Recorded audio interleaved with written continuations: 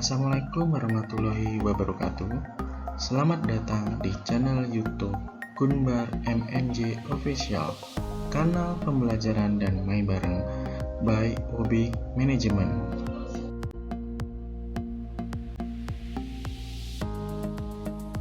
Baik, masih bersama saya Arifian Sasaputra di materi keempat, pengguna dan pengembang sistem informasi manajemen.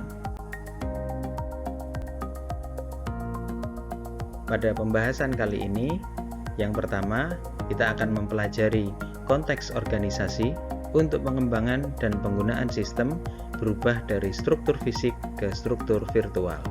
Yang kedua, mengenali keuntungan dan kerugian dari kantor virtual dan organisasi virtual. Yang ketiga, mengetahui siapa spesialis informasi itu dan bagaimana mereka dapat diintegrasikan ke dalam organisasi layanan informasi. Kemudian yang keempat, mewaspadai arah baru yang mungkin diambil oleh organisasi layanan informasi. Yang kelima, memahami apa yang dimaksud dengan komputasi end user dan mengapa hal itu terjadi. Kemudian selanjutnya nomor 6, menghargai pengguna, terutama mereka yang memiliki kemampuan komputasi end user adalah sumber informasi yang berharga. Yang ketujuh, dapat mengetahui manfaat dan resiko komputasi end user. Nomor 8, memahami manajemen pengetahuan dan tantangan yang harus ditangani untuk implementasi yang sukses. Yang terakhir, mewaspadai kendala khusus yang dihadapi oleh pengembang sistem informasi global. Baik, kita ke organisasi bisnis. Nah, di sini sistem informasi dikembangkan untuk mendukung keseluruhan organisasi, baik itu eksekutif dan area bisnis. Untuk lebih jelasnya bisa dilihat di gambar di bawah ini.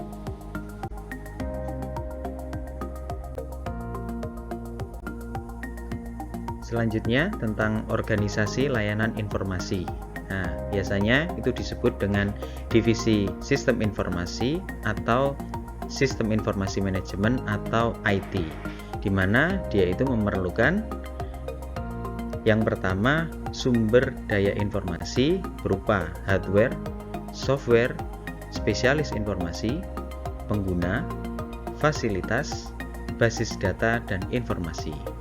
Kemudian spesialis informasi itu terdiri dari yang pertama adalah sistem analis, yang kedua administrator basis data, yang ketiga webmaster, yang keempat spesialis jaringan, yang kelima programmer, kemudian yang terakhir adalah operator.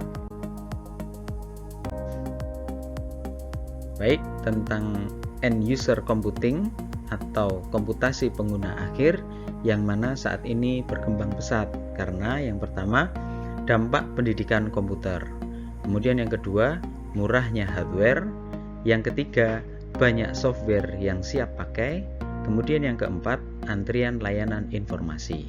Nah, di sini bisa dilihat di gambar 4.8 yang mana di sana menunjukkan suatu skenario di mana spesialis informasi menjadi perantara ke sistem komputer.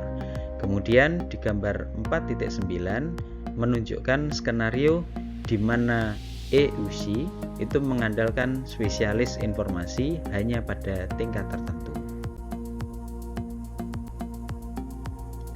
Nah, di gambar ini kita bisa melihat bagaimana analisis sistem itu sangat berpengaruh karena itu berakibat pada database administrator, kemudian terkait juga dengan user, dan kemudian ke network spesialis. Untuk lebih jelasnya bisa dilihat di gambar berikut ini.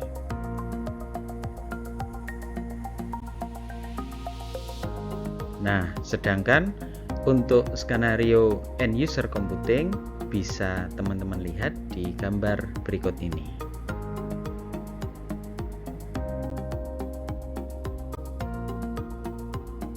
Nah, untuk pengembangan sebuah sistem kita akan memerlukan yang pertama pengetahuan komputer itu sendiri.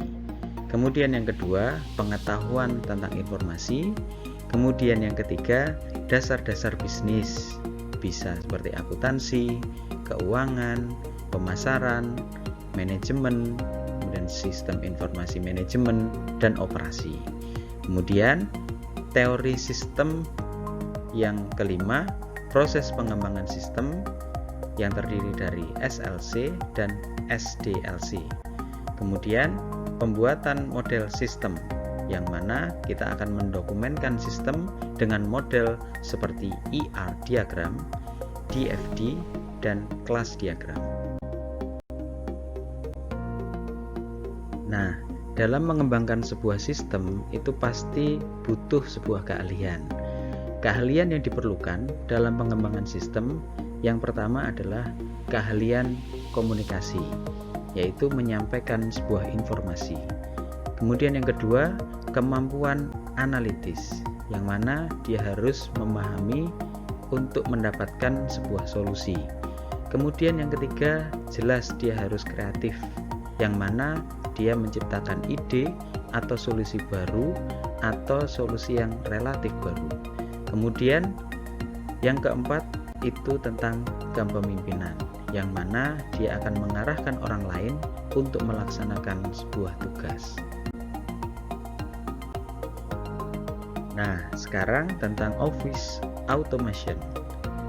Office automation atau biasa disebut otomatisasi kantor, yang mana di sana meliputi seluruh sistem elektronik formal maupun informal, terutama berhubungan dengan komunikasi informasi ke dan dari orang-orang di dalam maupun di luar perusahaan. Dicontohkan yang pertama adalah word processing, email, fax, electronic calendar and scheduling, konferensi video, dan desktop publishing. Nah, lebih jelasnya berikut ini adalah gambar dari model otomatisasi kantor.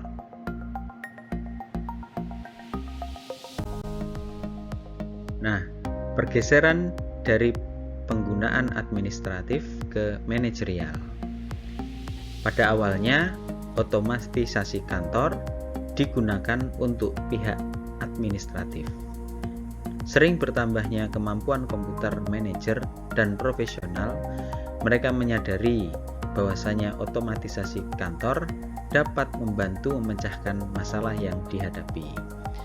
Mereka mulai menggunakan email untuk berkomunikasi, e-kalender untuk menjadwalkan rapat, konferensi video untuk berhubungan dengan problem solver yang lain. Nah, aplikasi otomatisasi kantor semakin berkembang ke perangkat teknologi yang lebih kecil seperti komputer tablet, PDA, smartphone, dan lain sebagainya. Nah, sekarang tentang virtual office. Kemampuan otomatisasi kantor untuk menghubungkan orang secara elektronik membuat pekerjaan kantor tidak harus dikerjakan di kantor.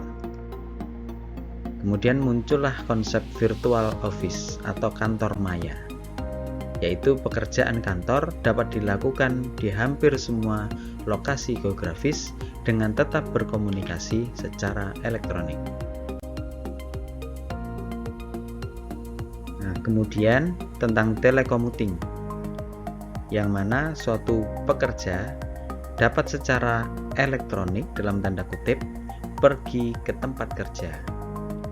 Keuntungannya yang pertama, jadwal fleksibel sehingga urusan pribadi juga dapat diakomodir.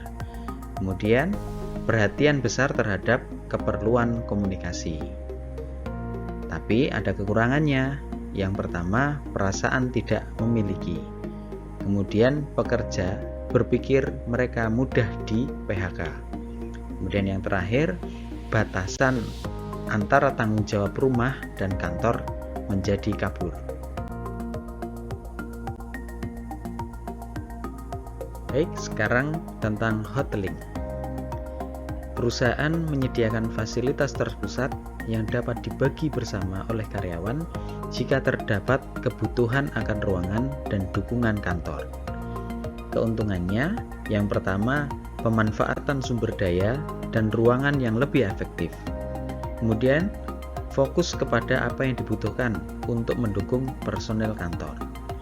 Namun jelas pasti ada kekurangannya. Yang pertama, tidak ada yang namanya kantor pribadi. Kemudian, hilang perasaan berada di dalam komunitas. Nah, sekarang kita akan membahas keuntungan dan kerugian virtual office. Yang pertama, keuntungan, di mana biaya fasilitas jelas berkurang. Kemudian biaya peralatan juga berkurang. Yang ketiga, mengurangi kemacetan pekerjaan. Yang keempat, kontribusi sosial, yang mana orang disabilitas dapat bekerja. Tapi ya jelas ada kekurangannya. Yang pertama, moral yang rendah, karena tidak ada interaksi tatap muka secara langsung. Kemudian resiko keamanannya yang tinggi. Setelah virtual office, kita akan bahas tentang virtual organization. Di virtual organization, operasi perusahaan dirancang sedemikian rupa sehingga menjadi tidak terikat pada lokasi secara fisik.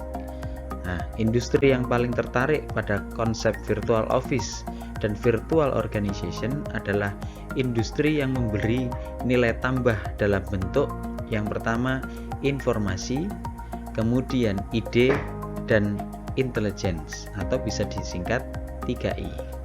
Contohnya bidang pendidikan, hiburan, perjalanan atau traveling, konsultasi, dan lain-lain. Oke, terima kasih atas perhatiannya.